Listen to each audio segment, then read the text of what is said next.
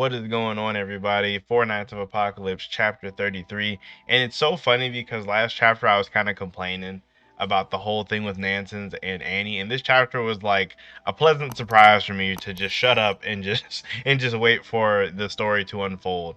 And I just really like the direction it's going now. I feel like more so than other people. I feel like a lot of people would probably just be like whatever for this chapter, but like I enjoy the direction this one is going. So it starts off with Percival and Donnie walking further into the village, and they're greeted by this like super big old dude who's definitely the leader of this village of monsters.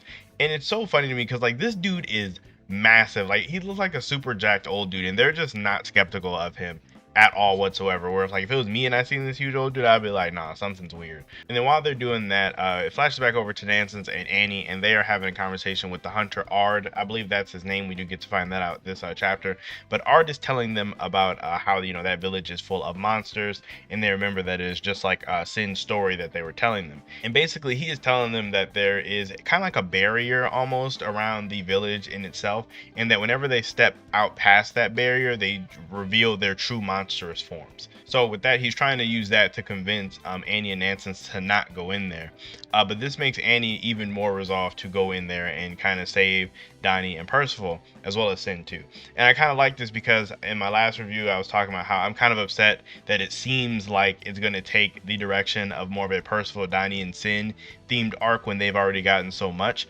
But it really looks like that it's going to be kind of a both kind of thing, where it's like the arc obviously is going to focus on Donnie, Sin, and Percival, but Nansons and Annie aren't just going to be outside twiddling their fingers waiting for them to come back. They're going to be actively trying to find a way to break in and save them essentially, which is kind of cool when you got like multiple things going on at the same time. In stories, I'm a big fan personally of multiple things going on at the same time, kind of keeps my attention. But we flash back over to the village where Donnie is enjoying some good old-fashioned underage drinking, I guess, because he's like 16 and they're giving him ale. But whatever, this is manga, who really cares? But he's enjoying his ale. Says it tastes kind of weird, which is a running theme, I guess, in this village with things that he keeps eating or tasting.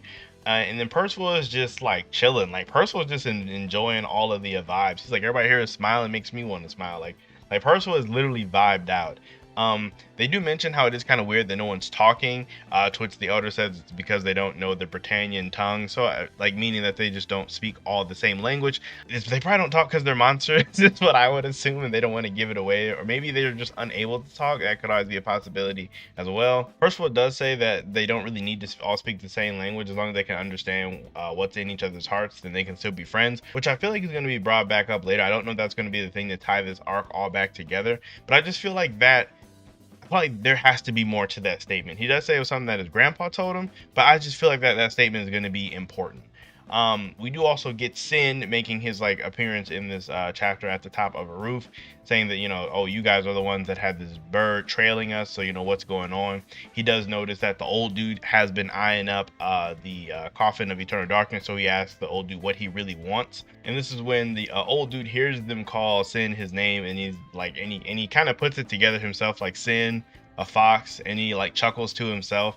And it's funny because this dude must know something. Like I don't know if he knows like if he really knows what's going on, but he definitely knows something. So he does ask to talk to Sin privately while the people bring out food for Donnie and Percival. We do get this little like creepy flash scene of the villagers preparing them food.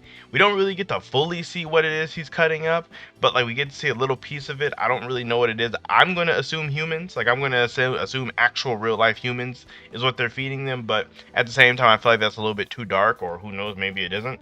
But it's either humans or they're feeding them whatever they are, or they could be actually killing the villagers themselves and feeding them to the people. So whatever kind of monsters they are, that could be what Donnie and Percival are eating.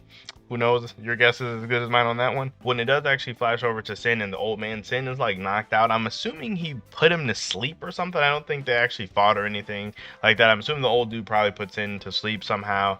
And Sin did figure out like kind of who he is, because he does say you did well to figure out like who I am for me. So like I do believe Sin figured out this whole mystery, even though I don't feel like it was probably too hard, seeing as how creepy this entire village is. We do go back outside to Nanson's, Annie, and Ard, and basically Ard is saying that the only way to really save their friends is to destroy the idol. which is this weird like structure, I guess, in the middle of their village, and that while they destroy it, it should send everything into a frenzy, which would give them a chance to go in and save their friends. And then he says he'll use himself as a distraction, which Nanson's was, he didn't want to say it, but he was suspicious of it, as well as myself. It is kind of a weird thing when you think about it, because it's like, why would this dude want to just help them out?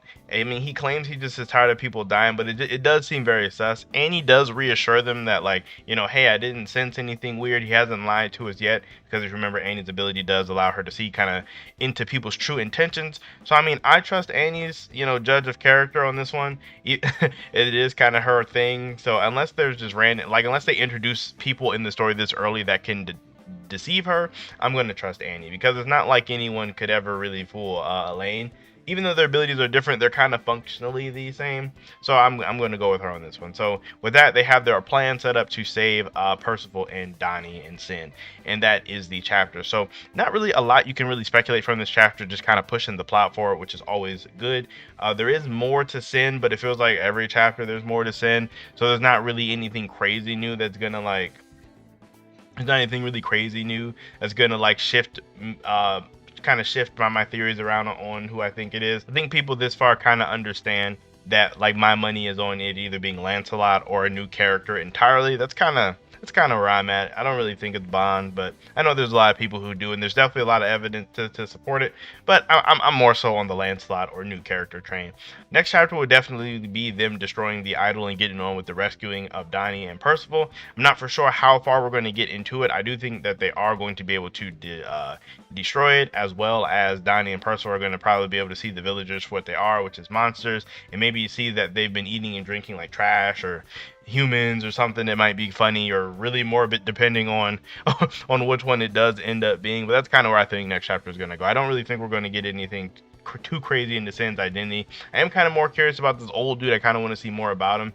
And even though I did say I trust Annie Ard, I would like to know like more about him as well, since he just kind of came out of nowhere. So it would always be nice to know more about him. But all in all, this chapter is probably like a solid 7.5. Wasn't anything too crazy. Probably a solid 7. It's like a solid 7 chapter. It wasn't crazy. It was just all right.